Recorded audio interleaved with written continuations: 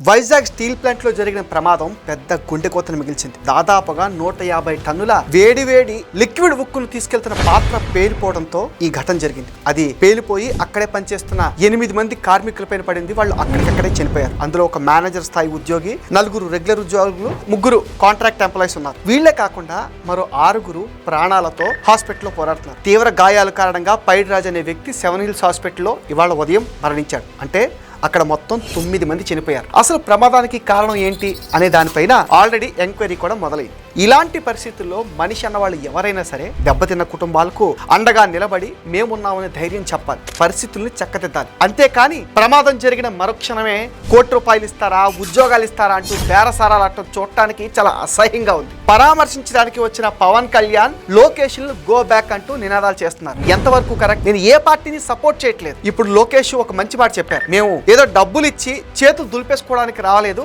వాళ్లకు అండగా నిలబడతాము, బాధిత కుటుంబాలకి ఏ అవసరమైనా గవర్నమెంట్ తరఫున తీరుస్తామన్నారు. బాగుంది.